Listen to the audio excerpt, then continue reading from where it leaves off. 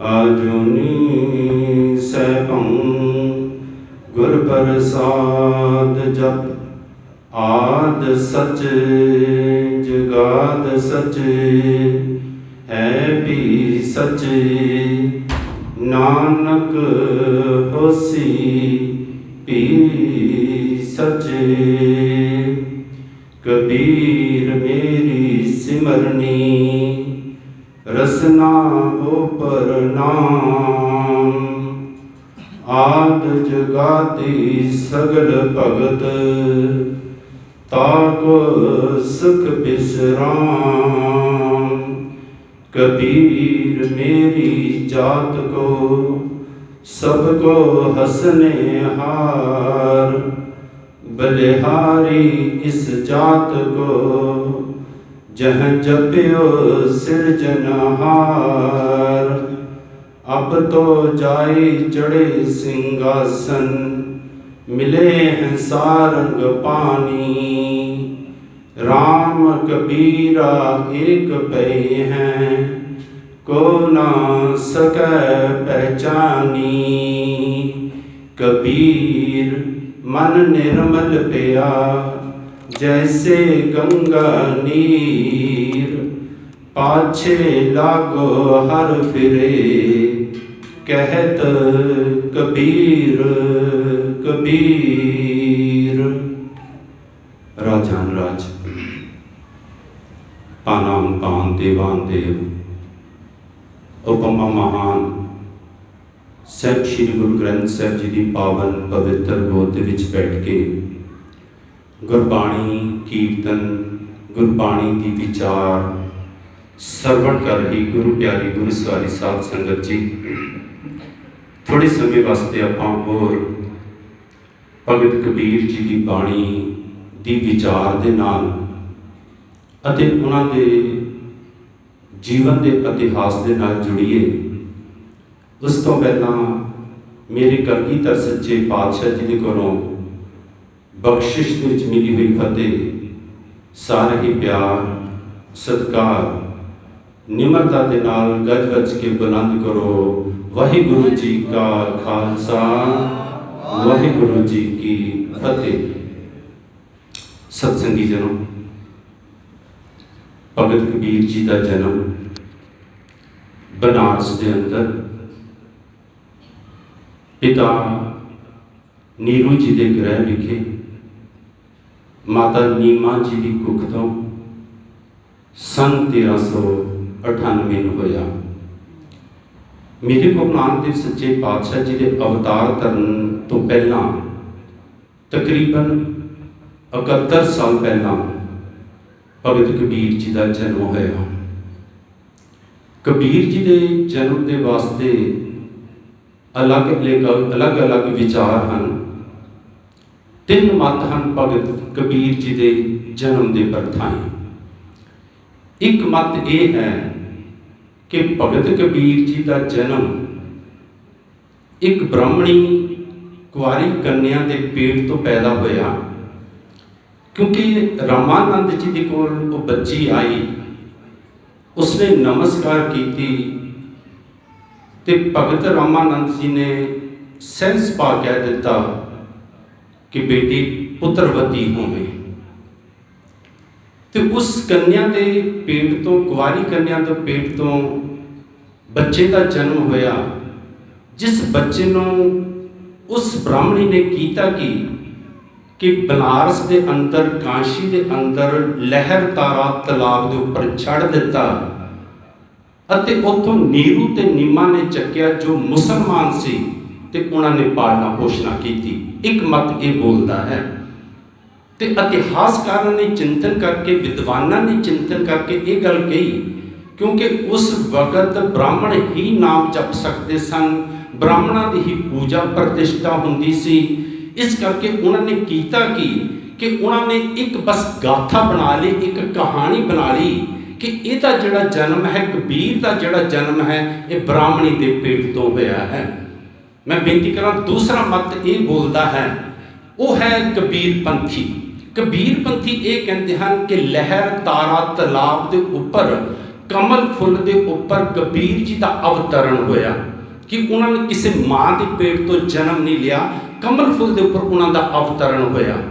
ਅਤੇ ਜਿਹੜਾ तीसरा मत है मैं आप जी ਨੂੰ ਬੇਨਤੀ ਕਰਾਂ ਉਹ मत ये है क्योंकि नीरू ਅਤੇ नीमा जी मुसलमान ਹਨ, इस्लाम धर्म ਨਾਲ संबंध रखते हैं। इन्हां दे पेट तो जन्म होया भगत कबीर जी का, उन्होंने नाम उसका कबीर रखा। कबीर के अखरी अर्थ जोड़े बनते हैं वो हैं वड्डा। मेरे गुरु नानक देव सच्चे पातशाह ने बाणी च किया है हका कबीर करीम तू बेऐब परवदगार। ये बचन गुरु नानक देव सच्चे पातशाह के हैं, पर उन्होंने परमात्मा की सिफत सलाह करते हुए ये गल कही कि परमात्मा तू हका, तू सच्चा है, कबीर तू वड्डा है, बेऐब तू ऐबां तो रहत है, पापां तो रहत है। वो अपने बचन कहते हका कबीर करीम तू बेऐब परवदगार। करीम के अर्थ हैं सत्संग बख्शनहार कि परमात्मा तू सच्चा है, तू वड्डा है, तू बख्शनहार है, तू पापां तो रहत है, ते तू पालनहार है, तू पालना पोषणा करने वाला है। कबीर के अखरी अर्थ हैं सत्संगी जनों वड्डा। मैं आप जी को बेनती करा क्योंकि इस्लाम के जो माँ बाप सन इस्लाम धर्म नाल संबंधित सन, पर कबीर जी के उपर उस माहौल का असर पिया। उन्होंने की किया, उन्होंने संगत मिली उत्थे दे महापुरुषों की, उन्होंने संगत मिली उत्थे दे रहन वाले लोगों की, ते उन्हों का जोड़ा विश्वास सी वो राम के नाम के उपर बन गया। मैं बोलना तीसरा मत ये गल बोलता है। इस करके भगत कबीर जी जिस तरह वड्डे होए सत्संगत दे विच जाते रहे तो उन्होंने अंदर लगन लगती गई राम दे नाम की सत्संगी जनों। इतिहास ये गल बोलता है जो थोड़े जे वड्डे होए ना तो पता की होया किसी गुरमुख प्यारे नूं मिले, नाम जपण वाले नूं मिले, उस नाल जदों इन्होंने गल्लां बातां कीतियां वो गुरमुख प्यारा कहंदा बेटा कबीर तेरे विचार बड़े उच्चे हैं, तेरे विचार बड़े सुच्चे हैं, तेरा जीवन बड़ा वधिया है, तू कोई गुरु धारण किया कि नहीं किया। कहते भगत कबीर जी कह लगे प्यारिया मैं अजे तक गुरु का धारण नहीं किया।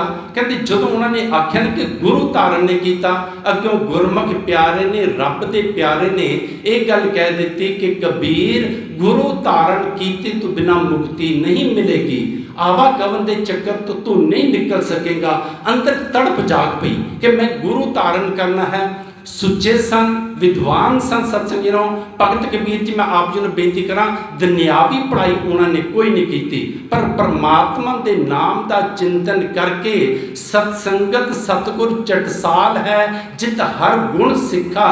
जो गुरु साहब कहते हैं सत्संगत करके उन्होंने इस पाठशाला चों जिस पाठशाला में तुसी जुड़ बैठे हो आप जुड़ बैठे हो इस पाठशाला दे विच बैठ के उन्होंने हरि परमात्मा के मिलन के जोड़े गुण सन वो अपने जीवन के धारण किए।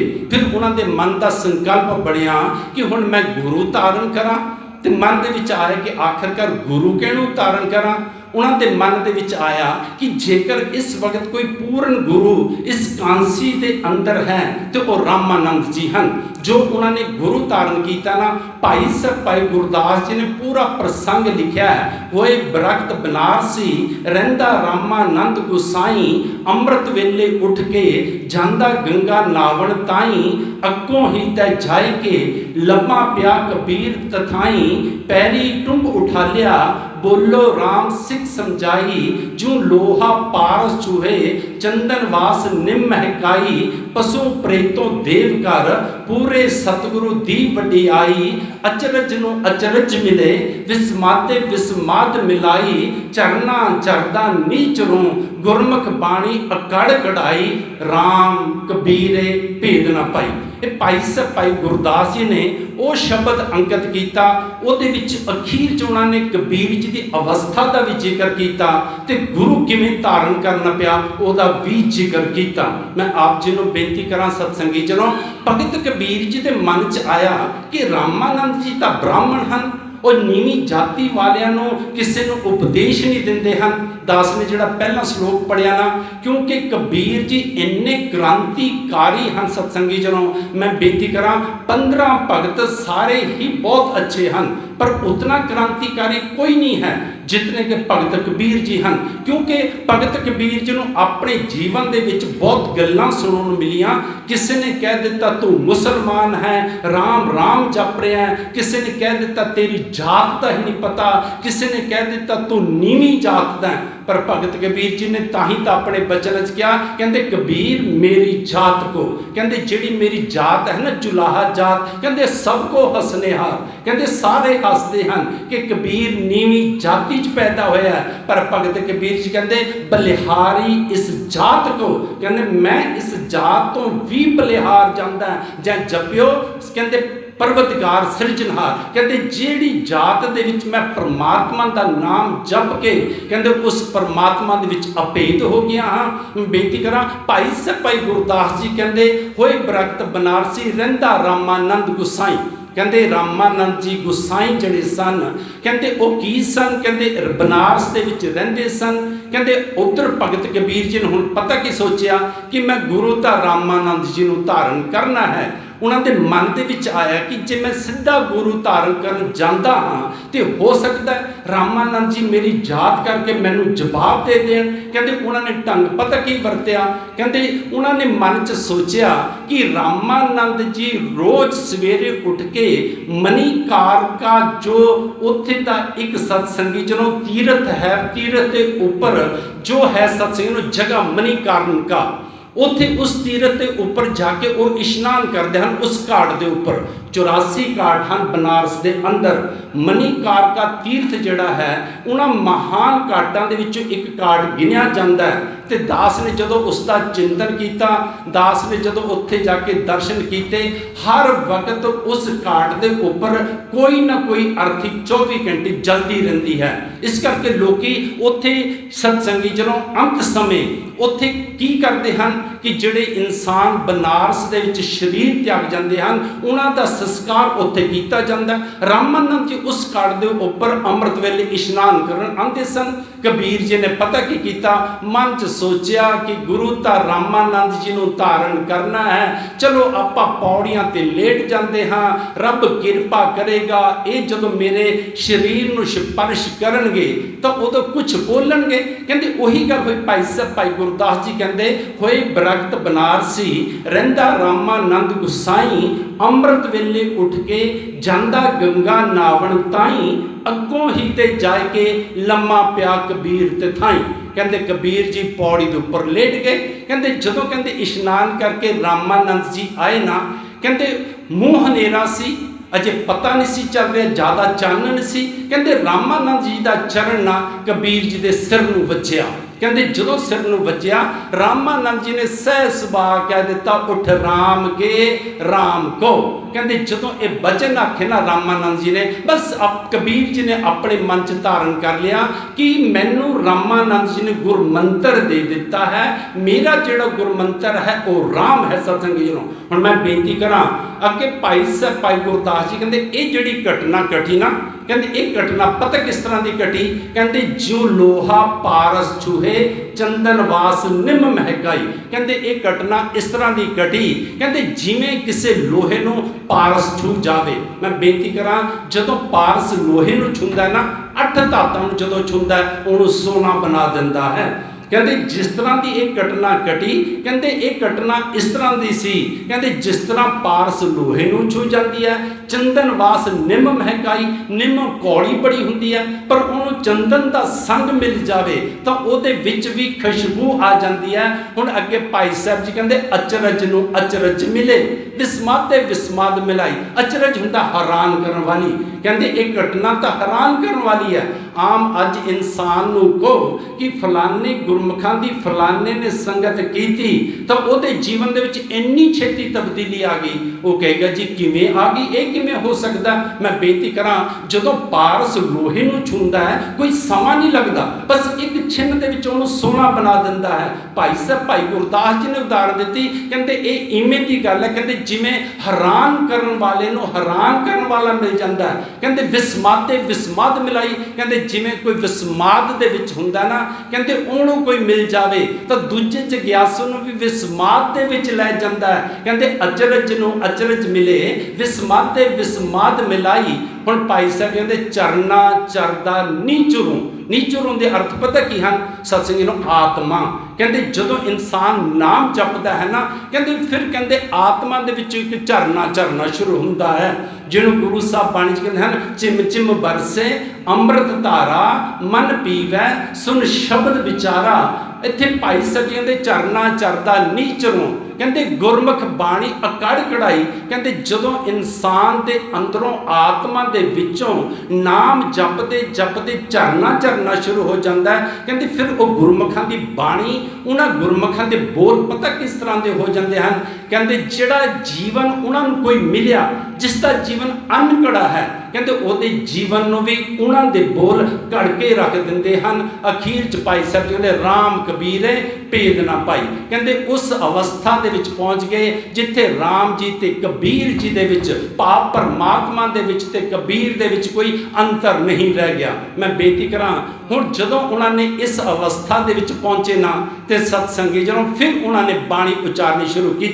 जिस संगत दे विच आपां बैठे हाँ, इस संगत के प्रति उन्होंने बड़े बचन अपने बचनों के कहे। उन्होंने बचनों तो एक गल स्पष्ट होंगी है, जो जन परमित परमन जाना, बातन ही बैकुंठ समाना, ना जाना बैकुंठ कहाँ ही, जान जान सब कहे तहाँ ही, कैन कहावन न पते ही है, तो मन माने जानते हो में जई है, जब लग मन बैकुंठ की आस, तब लग होए नहीं चरण निवास, कहो कबीर एक कहिए काहे, साध संगत बैकुंठे आहे। उन्होंने सत्संगत नूं आखे कहंदे यही बैकुंठ है। कहंदे लोकी कहंदे हन मैं बैकुंठ जाना, मैं बैकुंठ जाना। भगत कबीर जी दे इन्हां बचनों तो यह स्पष्ट हुंदा है। कहंदे प्यारिओ जिहड़ी तुसीं इन्ने बैकुंठ की गल करदे हो, मैं तुहानूं बैकुंठ भेजांगा, पर कहंदे जरा दस तां दिओ बैकुंठ है कित्थे है। कहंदे जदों पुछया ना कि दसो बैकुंठ कित्थे है, कहंदे ना जाना। कहंदे किसे नूं नहीं पता, कहंदे ना जाना बैकुंठ कहाँ ही, कहंदे जान जान सब कही तहाँ ही। कहंदे फिर भी एक भेड़ चाल बनी हुई है, बैकुंठ जाना बैकुंठ जाना।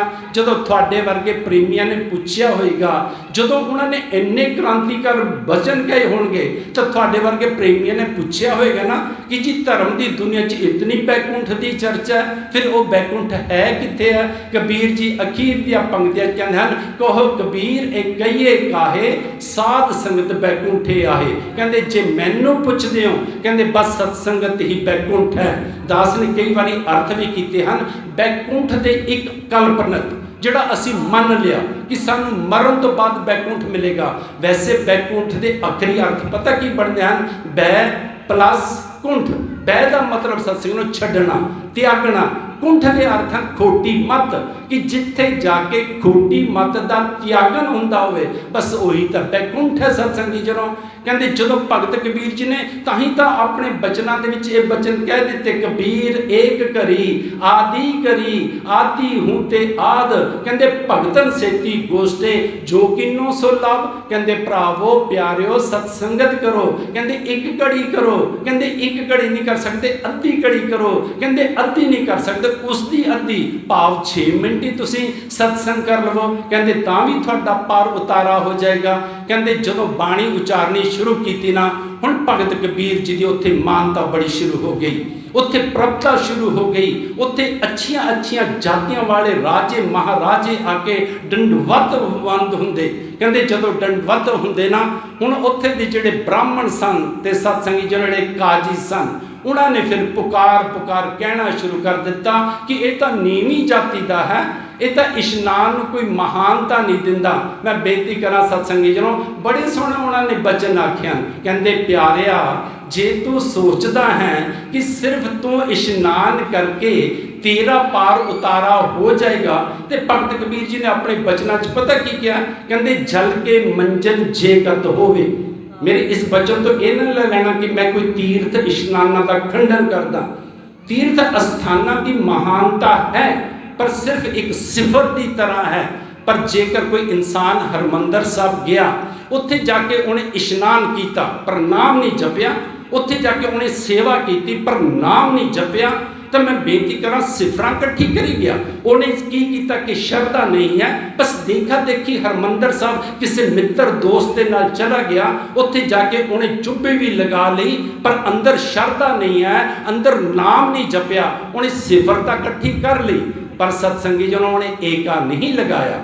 उन्हें सेवा की थी, उन्हें सिफर एक होर इकट्ठी कर ली, पर एक सिफर नाल एक एका लग जाए नाम का तो 10 बन जाते हैं। जेकर दूजा नाल सिफर लग जाए उहदे नाल एका लग जाए तो 100 बन जाते हैं। इस करके जगह की तीर्थां की सत्संगी चलो महानता है इशनान की, पर जेकर कोई इंसान सोचे कि सिर्फ तीर्थां ते इशनान करके मेरा पार उतारा हो जाएगा, तो प्यारिओ मैं बेनती करा, मेरे गुरु नानक देव सच्चे पातशाह ने तो जपजी साहिब जी के शुरू च कह दिता सी, सोचै सोच ना होवे जे सोची लखवार। इत्थे सोच के अर्थ हैं सुचमता, सोच के अर्थ हैं इशनान। सत्संगी नूं हिंदी का लफ्ज़ है सोच कि इशनान। तो इत्थे हुण भगत कबीर जी कहते हैं, कहते जल के मंजन जे गत होवे, कहते नित नित मेंढक ना आवे। कहते मेंढक तो बड़ियां उत्थे चुप्पियां लंघांदा, पर कहते जेकर तुहाडी शरधा नहीं, तुसीं नाम नहीं जपिया, कहते जैसे मेंढक तैसे ओए नर। कहते उस तरह के वो मेंढक हैं, उस तरह के इंसान हैं, कहते जेड़े आए चुप्पी। जदों भगत कबीर जी ने इहो जे बचन कहने शुरू किए ना, तो ब्राह्मण बड़े दुखी हो गए। उन्होंने जिहड़ा बनारस का राजा सी उहदे कोल शिकायत की, वो उन्होंने महानता जानता सी, उन्हें तो कुछ ना किया। इतिहास की गल कहता, उन्होंने दिनों के पता की होया, दिल्ली का राजा सिकंदर लोधी सी उस वक्त, कहते वो बनारस चला गया।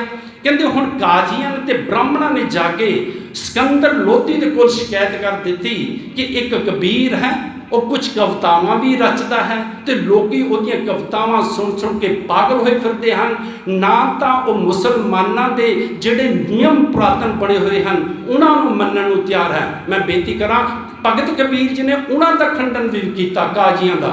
कहते उन्होंने अपने बचना च क्या कहते, कबीर जी कहते कबीर हज काबे जाए था, कहते आगे मिलिया खुदाई। कबीर जी कहते मैं भी कहते हज करने वास्ते काबे गया, कहते अगे मैनू रब मिल पिया।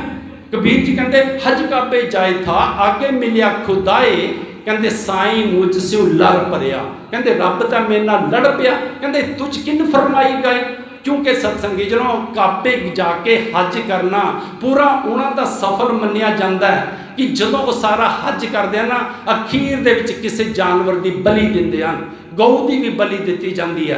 कहते कबीर जी कहते रब जदों मैनू मिलिया तो कहता मैनू कहता ये तू की करी जाना, कहते तू मेरा हज करना है तो गां की तू बलि दई जाना, कहते ये तेनू किहड़े कह दिता। मैं बेनती करा, जदों उन्होंने इतना खंडन किया ना पखंडवाद का, आप जी मैं बेनती कर धर्म का खंडन नहीं किया, उन्होंने पखंडवाद का किया सत्संग खंडन। जदों खंडन किया, हुण सिकंदर लोधी के कोल शिकायत लगाई, कहते सिकंदर लोधी ने बुलाया, कहते सिकंदर लोधी कह लगा भी तेरा नाम कबीर, वो कहता हाँ जी, कहते क्यों खंडन करता, वो कहता जी मैं किसी धर्म का खंडन नहीं करता, मैं सत्कार करता हाँ इस्लाम धर्म का भी, मैं सत्कार करता हाँ हिंदू धर्म का, सनातन धर्म का भी, पर मैं खंडन करता हाँ पखंड का।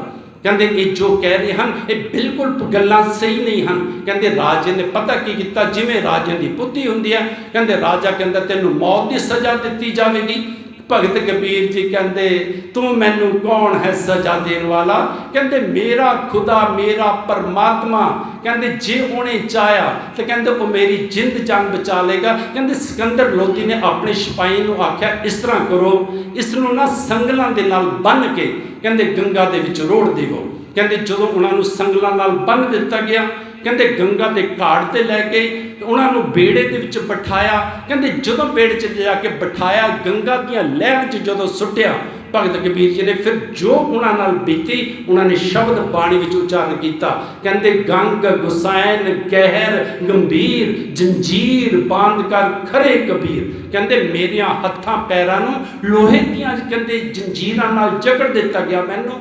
कहते जो कहते मैनू जकड़िया, हुण उन्होंने पहली पंक्ति बड़ी सोहनी कही, कहते गंग गुसैन गहर गंभीर, कहते उस गंगा च मैनू रोड़न लई लै गए, कहते जिसनों कहते ये हिंदू लोग कहते माँ कहते हैं। गुसैन अर्थ पता कितों बनया, लफ्ज़ कितों बनया, गुसाई, गुसाई परमात्मा, गुसाई की घर वाली गुसाई। ਕਹਿੰਦੇ ਜਿਸ ਗੰਗਾ ਨੂੰ ਇਹ ਮਾਂ ਕਹਿੰਦੇ ਹਨ, ਕਹਿੰਦੇ ਉਸ ਮਾਂ ਤੋਂ ਕਹਿੰਦੇ ਪਾਪ ਕਰਾ ਰਹੇ ਹਨ, ਕਹਿੰਦੇ ਉਹਦੇ ਵਿੱਚ ਮੈਨੂੰ ਇਹ ਰੋੜਨਾ ਚਾਹੁੰਦੇ ਹਨ। ਕਹਿੰਦੇ ਭਗਤ ਕਬੀਰ ਜੀ ਕਹਿੰਦੇ ਗੰਗ ਗੁਸਾਇਨ ਗਹਿਰ ਗੰਭੀਰ, ਕਹਿੰਦੇ ਕੀ ਕੀਤਾ ਜੰਜੀਰ ਬਾਂਧ ਕਰ ਖਰੇ ਕਬੀਰ, ਕਹਿੰਦੇ ਮਨ ਨਾ ਡਿਗੇ ਤਨ ਕਾਹੇ ਕੋ ਡਰਾਏ। ਕਹਿੰਦੇ ਮੇਰਾ ਜਿਹੜਾ ਮਨ ਹੈ ਨਾ, ਕਹਿੰਦੇ ਰੱਬ ਦੇ ਪ੍ਰਤੀ ਇੰਨਾ ਵਿਸ਼ਵਾਸ ਰੱਖਦਾ ਉੱਥੋਂ ਥੱਲੇ ਨਹੀਂ ਡਿੱਗ ਰਿਹਾ। ਕਹਿੰਦੇ ਤਨ ਕਾਹੇ ਕੋ ਡਰਾਏ, ਕਹਿੰਦੇ ਪਿਆਰਿਓ ਜਦੋਂ ਮੇਰਾ ਮਨ ਨਹੀਂ ਡਿੱਗਦਾ ਵਿਸ਼ਵਾਸ ਤੋਂ, ਤੇ ਕਹਿੰਦੇ ਤੁਸੀਂ ਮੇਰੇ ਕਹਿੰਦੇ ਸਰੀਰ ਨੂੰ ਡਰਾ ਕੇ ਕੀ ਲਵੋਗੇ।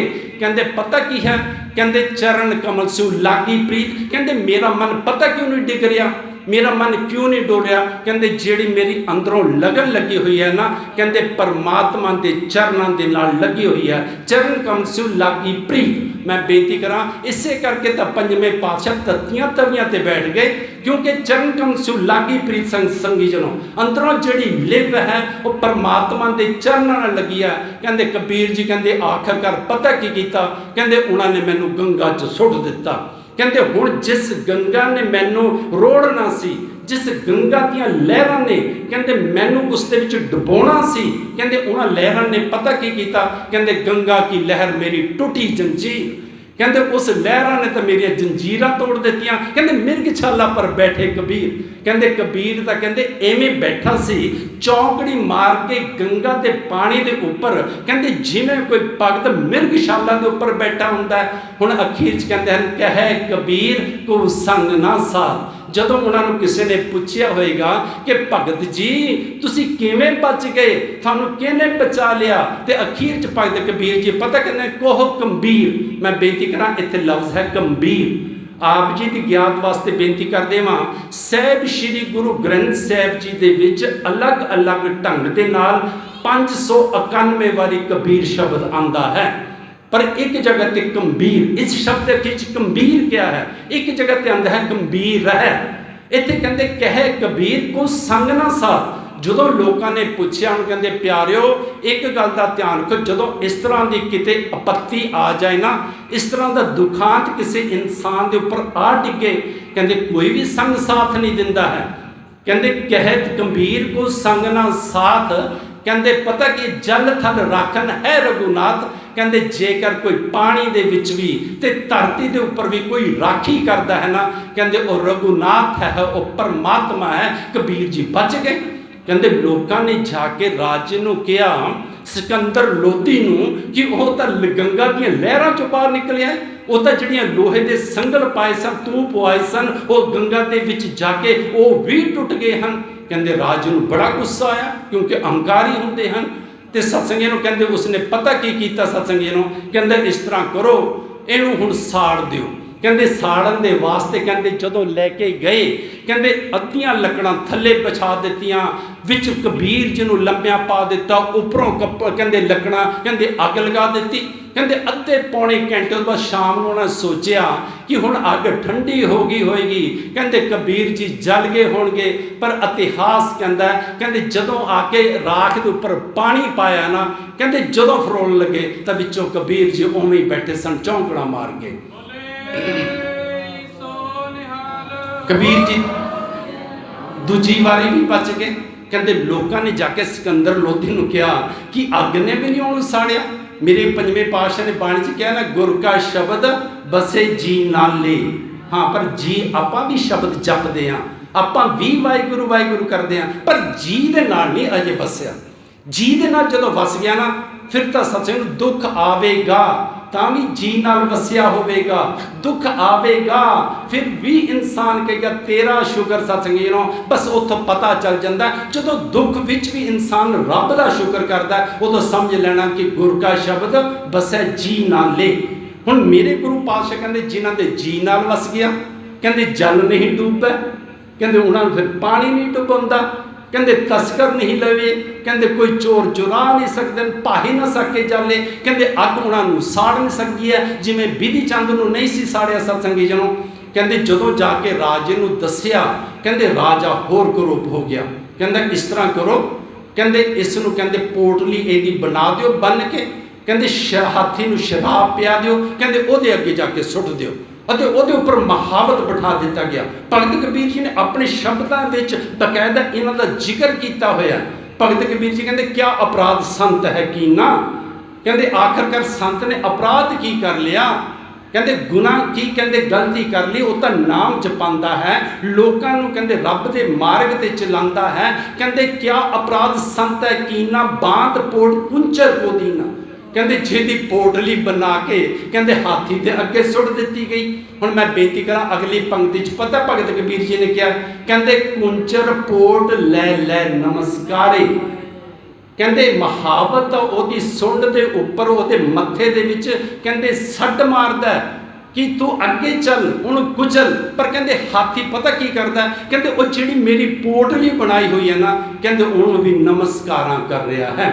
ਭਗਤ ਕਬੀਰ ਜੀ ਕਹਿੰਦੇ ਕੁੰਚਰ ਪੋਟ ਲੈ ਲੈ ਨਮਸਕਾਰੇ, ਕਹਿੰਦੇ ਬੂਝੀ ਨਹੀਂ ਕਾਜੇ ਅੰਧਿਆਰੇ। ਪਰ ਕਹਿੰਦੇ ਜਿਹੜਾ ਕਾਜੀ ਕੋਲ ਖੜਾ ਮਹਾਵਤ ਨੂੰ ਕਹਿ ਰਿਹਾ ਨਾ ਕਿ ਹਾਥੀ ਨੂੰ ਇਹਦੇ ਉੱਪਰ ਚੜਾ ਦੇ, ਕਹਿੰਦੇ ਉਹ ਅਗਿਆਨ ਦਾ ਅੰਨਾ ਇੰਨਾ, ਕਹਿੰਦੇ ਉਹਨੂੰ ਸਮਝ ਨਹੀਂ ਆ ਰਹੀ ਕਿ ਇੱਕ ਜਾਨਵਰ ਇਸ ਕਬੀਰ ਦੀ ਬਣਾਈ ਹੋਈ ਪੋਟਲੀ ਨੂੰ ਨਮਸਕਾਰਾਂ ਕਰ ਰਿਹਾ, ਕਹਿੰਦੇ ਪਰ ਕਾਜੀ ਨੂੰ ਕੁਝ ਨਹੀਂ ਸੁਝਦਾ। ਹੁਣ ਅੱਗੇ ਭਗਤ ਜੀ ਪਤਾ ਕੀ ਕਹਿੰਦੇ ਹਨ, ਕਹਿੰਦੇ 3 ਬਾਰ ਪਤੀਆ ਭਰ ਲੀਨਾ, ਕਹਿੰਦੇ 3 ਵਾਰੀ ਕਹਿੰਦੇ ਮੈਨੂੰ ਮਾਰਨ ਦੀ ਕੋਸ਼ਿਸ਼ ਕਰ ਲਈ, ਕਹਿੰਦੇ ਮਨ ਕਠੋਰ ਅਜੂ ਨਾ ਪਤੀਨਾ, ਕਹਿੰਦੇ ਜਿਹੜੇ ਕਠੋਰ ਮਨ ਵਾਲੇ ਮਹਾਵਤ ਹਨ, ਕਠੋਰ ਮਨ ਵਾਲਾ ਇੱਕ ਕਾਜੀ ਹੈ ਜਿਹੜਾ ਖੜਾ ਹੋ ਕੇ ਰਾਜੇ ਦੇ ਕਹਿਣ ਮੁਤਾਬਕ ਮੈਨੂੰ ਸਜ਼ਾ ਦੇ ਰਿਹਾ, ਜਿਹੜਾ ਰਾਜਾ ਮੈਨੂੰ ਸਜ਼ਾ ਦਵਾ ਰਿਹਾ, ਕਹਿੰਦੇ ਮਨ ਕਠੋਰ ਅਜੂ ਨਾ ਪਤੀਨਾ, ਕਹਿੰਦੇ ਅਜੇ ਵੀ ਨਹੀਂ। ਅੱਗੇ ਕਹਿੰਦੇ ਹਨ ਕਹੋ ਕਬੀਰ ਹਮਰਾ ਗੋਬਿੰਦ, ਚੌਥੇ ਪਦ ਮੈਂ ਜਨ ਕੀ ਜਿੰਦ। ਮੈਂ ਬੇਨਤੀ ਕਰਾਂ ਇਹ ਬੜੀ ਸੋਹਣੀ ਗੱਲ ਕਹੀ, ਕਹਿੰਦਾ ਮੇਰਾ ਰਾਖਾ, ਭਗਤ ਕਬੀਰ ਜੀ ਕਹਿੰਦੇ ਉਹ ਤਾਂ ਕਹਿੰਦੇ ਮੇਰਾ ਗੋਬਿੰਦ ਹੈ, ਕਹਿੰਦੇ ਉਹ ਮੇਰਾ ਪਰਮਾਤਮਾ ਹੈ।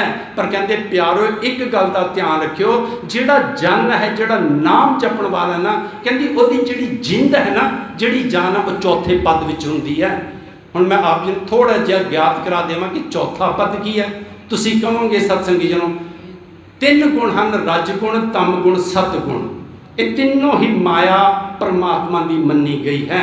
ਤਕਰੀਬਨ ਅੱਛੀ ਅਵਸਥਾ ਵਾਲਾ ਇਨਸਾਨ ਵੀ ਸਤੋਗੁਣੀ ਹੁੰਦਾ ਹੈ।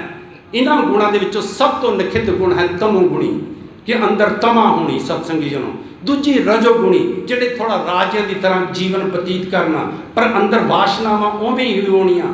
ਤੇ ਜਿਹੜਾ ਤੀਜਾ ਗੁਣ ਹੈ ਸਤਸੰਗ ਸਤੋਗੁਣੀ, ਸਤੋਗੁਣੀ ਦੇ ਅੰਦਰ ਇਹ ਮੰਨਦੇ ਹਨ ਧਰਮੀ ਪੁਰਸ਼ ਕਿ ਉਹਦੇ ਅੰਦਰ ਪਰਉਪਕਾਰ ਦਾ ਮੱਦਾ, ਉਹਦੇ ਅੰਦਰ ਦਾਨ ਦਾ ਮਾਦਾ, ਉਹ ਸੱਚ ਦੇ ਉੱਪਰ ਪੈਰ ਦਿੰਦਾ, ਸਭ ਕੁਝ ਹੈ ਸਤਸੰਗੀ ਜਨੋ। ਪਰ ਉਹਦੇ ਅੰਦਰ ਇੱਕ ਘਾਟ ਰਹਿ ਜਾਂਦੀ ਹੈ। ਉਹ ਘਾਟ ਪਤਾ ਕੀ ਰਹਿ ਜਾਂਦੀ ਹੈ, ਜਿਹਨੂੰ ਕ੍ਰੋਸ ਕਰਨਾ ਔਖਾ ਹੋ ਜਾਂਦਾ ਕਿ ਉਹ ਆਪਣੇ ਸਾਹਮਣੇ ਦੂਜੇ ਦੀ ਵਡਿਆਈ ਨਹੀਂ ਦੇਖ ਸਕਦਾ। ਇਹ ਸਤੋਗੁਣੀ ਦਾ ਔਗਣ ਹੈ ਸਤਸੰਗੀ ਜਨੋ। ਤਾਂ ਹੀ ਤਾਂ ਗੁਰੂ ਸਾਹਿਬ ਨੇ ਬਾਣੀ 'ਚ ਕਹਿ ਦਿੱਤਾ, ਕਹਿੰਦੇ ਰਜ ਗੁਣ, ਤਮ ਗੁਣ, ਸਤਗੁਣ, ਕਹਿੰਦੇ ਇਹ ਤੇਰੀ ਸਭ ਮਾਇਆ, ਕਹਿੰਦੇ ਚੌਥੇ ਪਦ ਮੈਂ ਜੋ ਨਰ ਚੀਨੈ, 3 ਹੀ ਪਰਮ ਪਦ ਪਾਇਆ। ਕਹਿੰਦੇ ਜਿਹੜਾ ਚੌਥੇ ਪਦ ਵਿੱਚ ਜਿਉਂਦਾ ਹੈ ਸਤਸੰਗੀ ਜਨੋ, ਜਿਹੜਾ ਇਹਨਾਂ 3 ਗੁਣਾਂ ਤੋਂ ਉੱਪਰ ਉੱਠ ਜਾਂਦਾ ਹੈ, ਉਹ ਚੌਥੇ ਪਦ ਵਿੱਚ ਜਿਉਂਦਾ ਹੈ। ਭਗਤ ਕਬੀਰ ਜੀ ਕਹਿੰਦੇ ਹਨ, ਕਹਿੰਦੇ ਮੈਂ ਤਾਂ ਕਹਿੰਦੇ ਪਿਆਰਿਓ ਇਹਨਾਂ 3 ਗੁਣਾਂ ਤੋਂ ਉੱਪਰ ਉੱਠ ਕੇ ਚੌਥੇ ਪਦ ਦੇ ਵਿੱਚ ਜਿਹੜਾ ਜਨ ਹੁੰਦਾ, ਕਹਿੰਦੇ ਉਹਦੀ ਜਾਨ ਤਾਂ ਉੱਥੇ ਹੀ ਹੁੰਦੀ ਹੈ। ਭਗਤ ਕਬੀਰ ਜੀ ਸਤਸੰਗੀ ਜਨੋ ਉਸ ਹਾਥੀ ਦੇ ਕੋਲੋਂ ਵੀ ਪਰਮਾਤਮਾ ਨੇ ਬਚਾ ਲਿਆ। ਕਹਿੰਦੇ ਹੁਣ ਜਦੋਂ ਜਾ ਕੇ ਸਿਕੰਦਰ ਲੋਧੀ ਨੂੰ ਕਿਹਾ ਗਿਆ ਨਾ, ਹੁਣ ਉਹਦੇ ਅੰਦਰ ਵਿਸ਼ਵਾਸ ਜਾਗ ਗਿਆ ਕਿ ਇਹ ਤਾਂ ਕੋਈ ਰੱਬ ਦਾ ਪਿਆਰਾ ਹੈ। ਕਹਿੰਦੇ ਫਿਰ ਪਿਆਦਿਆਂ ਨੂੰ ਭੇਜਿਆ, ਕਹਿੰਦੇ ਜਾਓ ਕਬੀਰ ਨੂੰ ਲੈ ਕੇ ਆਓ। ਕਹਿੰਦੇ ਕਬੀਰ ਜੀ ਜਦੋਂ ਆਏ, ਕਹਿੰਦੇ ਹੁਣ ਸਿਕੰਦਰ ਲੋਧੀ ਨੇ ਲੰਮੇ ਪੈ ਕੇ ਦੰਡਵਤ ਹੋ ਕੇ ਕਹਿੰਦੇ ਮੱਥਾ ਟੇਕਿਆ ਤੇ ਕਹਿਣ ਲੱਗੇ ਭਗਤ ਕਬੀਰ ਜੀ ਮੇਤੋਂ ਗੁਸਤਾਖੀ ਹੋ ਗਈ, ਮੇਤੋਂ ਗਲਤੀ ਹੋ ਗਈ, ਮੈਂ ਤੁਹਾਡੇ ਅੰਦਰ ਦੀ ਜਿਹੜੀ ਹੋਂਦ ਸੀ ਉਸ ਨੂੰ ਨਹੀਂ ਪਹਿਚਾਨ ਸਕਿਆ। ਤੁਹਾਡੇ ਅੰਦਰ ਜਿਹੜਾ ਪਰਮਾਤਮਾ ਬੈਠਾ ਹੈ, ਜਿਹਦਾ ਨਿਵਾਸ ਨਾਮ ਜਪ ਜਪ ਕੇ ਤੁਸੀਂ ਆਪਣੇ ਅੰਦਰ ਜਿਸ ਪਰਮਾਤਮਾ ਨੂੰ ਪ੍ਰਗਟ ਕਰ ਲਿਆ, ਮੈਂ ਉਸ ਨੂੰ ਨਹੀਂ ਪਹਿਚਾਨ ਸਕਿਆ, ਮੈਨੂੰ ਮਾਫ ਕਰੋ। ਭਗਤ ਤਾਂ ਫਿਰ ਬਖਸ਼ੰਦ ਹੁੰਦਾ। ਮੈਂ ਬੇਨਤੀ ਕਰਾਂ ਸਤਸੰਗੀ ਜਨੋ, ਬਸ ਕਹਿ ਕੇ ਸਮਾਪਤੀ ਕਰ ਦੇਵਾਂ। ਅਖੀਰ ਨੂੰ ਭਗਤ ਜੀ ਦਾ ਅੰਤ ਸਮਾਂ ਨੇੜੇ ਆ ਗਿਆ। ਉਹਨਾਂ ਦੇ ਸ਼ਬਦ ਬੜੇ ਹਨ।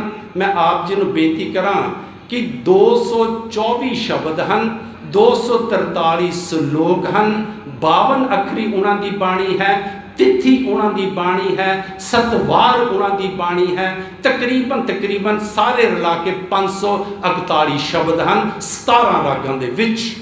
ਹੁਣ ਪੂਰੀ ਬਾਣੀ ਦਾ ਆਪਾਂ ਚਿੰਤਨ ਨਾ ਤਾਂ ਆਪਾਂ ਕਰ ਸਕਦੇ ਹਾਂ, ਨਾ ਹੀ ਦਾਸ ਨੂੰ ਗਿਆਤ ਹੈ, ਨਾ ਯਾਦ ਹੈ। ਸਤਸੰਗੀ ਜਦੋਂ ਕੌਣ ਇੰਨੀ ਬਾਣੀ ਯਾਦ ਕਰੇਗਾ।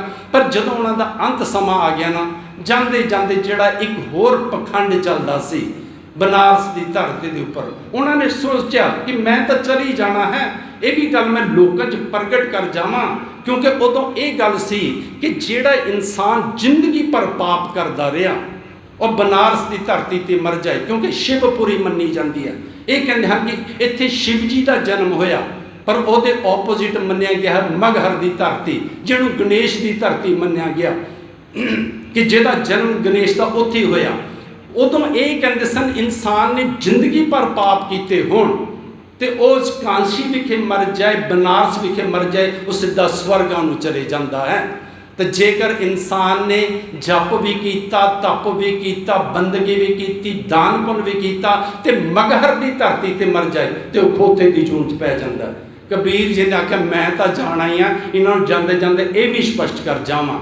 ਤਾਂ ਹੀ ਭਗਤ ਕਬੀਰ ਜੀ ਨੇ ਆਪਣੇ ਬਚਨਾਂ 'ਚ ਕਿਹਾ, ਕਹਿੰਦੇ ਬਹੁਤ ਬਰਸ ਤਪ ਕੀਆ ਕਾਸ਼ੀ, ਕਹਿੰਦੇ ਮੈਂ ਬੜੇ ਸਾਲ ਕਹਿੰਦੇ ਤਪੱਸਿਆ ਕੀਤੀ ਕਾਂਸ਼ੀ ਦੇ ਵਿੱਚ, ਕਹਿੰਦੇ ਮਰਨ ਪਿਆ ਮਗਹਰ ਕੀ ਬਾਸੀ, ਕਹਿੰਦੇ ਮੈਂ ਹੁਣ ਆਪਣਾ ਵਾਸ ਮਗਹਰ ਦੇ ਵਿੱਚ ਕਰ ਲਿਆ। ਕਿਉਂਕਿ ਭਗਤ ਕਬੀਰ ਜੀ ਨੂੰ ਪਤਾ ਸੀ ਕਿ ਜਿਹੜੇ ਰੱਬ ਦਾ ਨਾਮ ਮੈਂ ਜਪਿਆ ਹੈ, ਅੰਤ ਵੇਲੇ ਤਾਂ ਉਸਨੇ ਮੇਰੀ ਬਾਂਹ ਪਕੜਨੀ ਹੈ, ਉਸਨੇ ਮੇਰੀ ਸਹਾਇਤਾ ਕਰਨੀ ਹੈ। ਤਾਂ ਹੀ ਕਬੀਰ ਜੀ ਆਪਣੇ ਬਚਨਾਂ 'ਚ ਕਹਿੰਦੇ ਹਨ, ਕਬੀਰ ਮੇਰੀ ਬੁੱਧ ਕੋ ਜਮ ਨਾ ਕਰੇ ਤਿਸਕਾਰ। ਕਹਿੰਦੇ ਪਿਆਰਿਓ ਇੱਕ ਗੱਲ ਦਾ ਧਿਆਨ ਰੱਖਿਓ, ਮੈਨੂੰ ਨਾਮ ਜਪਣ ਦੇ ਉੱਪਰ ਇੰਨਾ ਕੌਨਫੀਡੈਂਸ ਹੈ ਕਿ ਮੈਨੂੰ ਇੰਨਾ ਵਿਸ਼ਵਾਸ ਹੈ ਕਿ ਜੰਮ ਵੀ ਮੈਨੂੰ ਫਿਟਕਾਰ ਨਹੀਂ ਸਕਦੇ, ਜੰਮ ਵੀ ਮੈਨੂੰ ਦੁਰਕਾਰ ਨਹੀਂ ਸਕਦੇ। ਜਦੋਂ ਆਪਣੇ ਵਰਗੇ ਕਿਸੇ ਨੇ ਪੁੱਛਿਆ ਹੋਏਗਾ ਜੀ ਕਿਉਂ ਨਹੀਂ ਫਿਟਕਾਰ ਸਕਦੇ, ਕਹਿੰਦੇ ਜਿਨ ਇਹ ਜੰਮੂਆਂ ਸਿਰਜਿਆ ਸੋ ਜਪਿਆ ਪਰਵਤਗਾਰ। ਕਹਿੰਦੇ ਆਖਿਰਕਾਰ ਜੰਮ ਵੀ ਕਿਸੇ ਨੇ ਪੈਦਾ ਕੀਤੇ ਹੈ ਨਾ, ਕਹਿੰਦੇ ਉਹ ਰੱਬ ਨੇ ਪੈਦਾ ਕੀਤੇ ਹਨ। ਕਹਿੰਦੇ ਮੈਂ ਤਾਂ ਉਸ ਪਰਵਤਗਾਰ ਦਾ ਨਾਮ ਜਪਿਆ ਹੋਇਆ ਹੈ। ਸੋ ਭਗਤ ਕਬੀਰ ਜੀ ਨੇ ਸਤਸੰਗੀ, ਚਲੋ ਮੈਂ ਬੇਨਤੀ ਕਰਾਂ,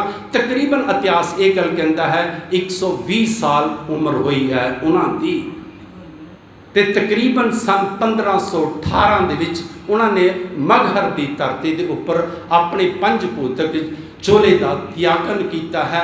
ਸੋ ਉਹਨਾਂ ਦੀ ਜਿਹੜੀ ਬਾਣੀ ਹੈ ਉਹਦੇ ਵਿੱਚੋਂ ਆਪਾਂ ਉਪਦੇਸ਼ ਲਈਏ। ਦਾਸ ਨੇ ਪਹਿਲਾਂ ਵੀ ਕਿਹਾ ਸੀ, ਕਿਸੇ ਨੇ ਵਿਸ਼ਵਾਸ ਦੇਖਣਾ ਹੋਵੇ, ਸਿਰਫ ਆਪ ਜੀ ਨੂੰ ਮੈਂ 2-3 ਘਟਨਾਵਾਂ, ਇੱਕ ਗਾਥਾ ਜਿਹੜੀ ਇੱਕ ਰਾਜੇ ਦੇ ਨਾਲ ਵਾਪਰੀ ਹੈ ਉਹ ਆਪ ਜੀ ਨੂੰ ਸੁਣਾਈ ਹੈ। ਇਤਿਹਾਸ ਉਹਨਾਂ ਦਾ ਬੜਾ ਲੰਬਾ ਚੌੜਾ ਹੈ, ਉਪਦੇਸ਼ਮਈ ਹੈ। ਉਹਨਾਂ ਦੀ ਉਹ ਬਾਣੀ ਦੇ ਵਿੱਚੋਂ ਇੰਨਾ ਉਪਦੇਸ਼ ਮਿਲਦਾ ਹੈ, ਇੰਨਾ ਉਪਦੇਸ਼ ਮਿਲਦਾ ਹੈ ਕਿ ਕਿਨਕਾ ਏਕ ਜਿਸ ਜੀ ਬਸਾਵੇ ਤਾਂ ਕਿ ਮਹਿਮਾ ਗਨੀ ਨਾ ਆਵੇ। ਇੱਕ ਵੀ ਬਚਨ ਉਹਨਾਂ ਦਾ ਜਦੋਂ ਸਾਡੇ ਹਿਰਦੇ 'ਚ ਵਸ ਜਾਏਗਾ, ਬਾਣੀ ਦਾ ਬਚਨ ਸਾਡੇ ਹਿਰਦੇ ਵਿੱਚ ਵਸ ਆਏਗਾ, ਉਸ ਸਦਕਾ ਸਾਡੇ ਸਾਰਿਆਂ ਦਾ ਇਹ ਲੋਕ ਸੁਖੀਏ ਪਰਲੋਕ ਸੁਹੇਲੇ, ਨਾਨਕ ਹਰ ਪ੍ਰਭ ਆਪੇ ਮੇਲੇ ਦੀਆਂ ਦਾਤਾਂ ਬਰਕਤਾਂ ਅਸ਼ੀਰਵਾਦਾਂ ਰਹਿਮਤਾਂ ਬਖਸ਼ਿਸ਼ਾਂ ਸਾਡੀ ਝੋਲੀ 'ਚ ਪੈਣਗੀਆਂ। ਗੁਰੂ ਪਾਤਸ਼ਾਹ ਦੇ ਚਰਨਾਂ 'ਚ ਇਹੀ ਅਰਦਾਸ ਹੈ ਕਿ ਸੱਚੇ ਪਾਤਸ਼ਾਹ ਜਿਸ ਤਰ੍ਹਾਂ ਤੁਸੀਂ ਬਸ ਕਿਰਪਾ ਕਰ ਦਿੱਤੀ, ਜਿਉਂ ਲੋਹਾ ਪਾਰਸ ਛੂਹੇ, ਅਸੀਂ ਵੀ ਲੋਹੇ ਹਾਂ ਸੱਚੇ ਪਾਤਸ਼ਾਹ, ਪਰ ਸਾਨੂੰ ਇਹ ਪੂਰਾ ਵਿਸ਼ਵਾਸ ਹੈ ਕਿ ਤੁਸੀਂ ਪਾਰਸ ਹੋ। ਸਾਨੂੰ ਤਾਂ ਅਸੀਂ ਤਾਂ ਬਸ ਉਸ ਤਰ੍ਹਾਂ ਦੇ ਪੌਦੇ ਹਾਂ ਜਿਹੜੇ ਪੌਦਿਆਂ ਵਾਸਤੇ ਕਬੀਰ ਜੀ ਨੇ ਆਪਣੇ ਬਚਨਾਂ 'ਚ ਕਿਹਾ, ਕਬੀਰ ਬਾਂਸ ਵਡਾਇਆ ਬੂਢਿਆ ਇਉਂ ਮਤ ਡੁੱਬੋ ਕੋਏ, ਕਹਿੰਦੇ ਚੰਦਨ ਕੇ ਨਿਕਟੇ ਵਸੇ ਬਾਂਸ ਸੁਗੰਧ ਨਾ ਹੋਏ। ਸਾਡਾ ਜੀਵਨ ਤਾਂ ਬਾਂਸ ਵਰਗਾ ਹੈ, ਪਰ ਤੁਸੀਂ ਚੰਦਨ ਹੋ ਸੱਚੇ ਪਾਤਸ਼ਾਹ। ਇਹ ਪਿਆਰੀਆਂ ਪਿਆਰੀਆਂ ਸੰਗਤਾਂ ਦਾਸਰੇ ਆਪ ਜੀ ਦੇ ਦਰ ਤੇ ਆਉਂਦੇ ਹਾਂ, ਨਮਸਕਾਰਾਂ ਕਰਦੇ ਹਾਂ। ਜਿੰਨੀ ਕੁ ਆਪ ਜੀ ਸਮੱਤ ਦਿੰਦੇ ਹੋ ਉਹਨਾਂ ਕੁ ਨਿਤਨੇਮ ਕਰਦੇ ਹਾਂ, ਉਹਨਾਂ ਕੁ ਸਿਮਰਨ ਕਰਦੇ ਹਾਂ, ਉਨੀ ਕੁ ਸੇਵਾ ਕਰਦੇ ਹਾਂ। ਸੱਚੇ ਪਾਤਸ਼ਾਹ ਬਸ ਕਿਰਪਾ ਕਰੋ, ਇੰਨੀ ਕੀਤੀ ਨੂੰ ਆਪ ਜੀ ਪ੍ਰਵਾਨ ਕਰ ਲਵੋ। ਹੋਰ ਕਰਾਉਣਾ ਚਾਹੋ ਆਪ ਜੀ ਕਿਰਪਾ ਕਰੋ, ਹੋਰ ਕਰਵਾ ਲਵੋ। ਬਸ ਇਹੀ ਆਪ ਜੀ ਦੇ ਅੱਗੇ ਬੇਨਤੀ ਹੈ ਕਿ ਇਹ ਪਿਆਰੀਆਂ ਪਿਆਰੀਆਂ ਸੰਗਤਾਂ ਦਾ ਜੀਵਨ ਜਦੋਂ ਅੰਤ ਸਮਾਂ ਆਵੇ, ਆਪ ਜੀ ਨੂੰ ਇਹ ਜੀਵਨ ਕਬੂਲ ਹੋ ਜਾਵੇ। ਐਸਾ ਜੀਵਨ ਸਾਡੇ ਸਾਰਿਆਂ ਦਾ ਬਣਾ ਦੇਵੋ। ਹੋਈਆਂ ਭੁੱਲਾਂ ਦੀ ਮਾਫੀ ਦਿਓ। ਗੱਜ ਵੱਜ ਕੇ ਫਤਿਹ ਬੁਲਾਓ। ਵਾਹਿਗੁਰੂ ਜੀ ਕਾ ਖਾਲਸਾ, ਵਾਹਿਗੁਰੂ ਜੀ ਕੀ ਫਤਿਹ।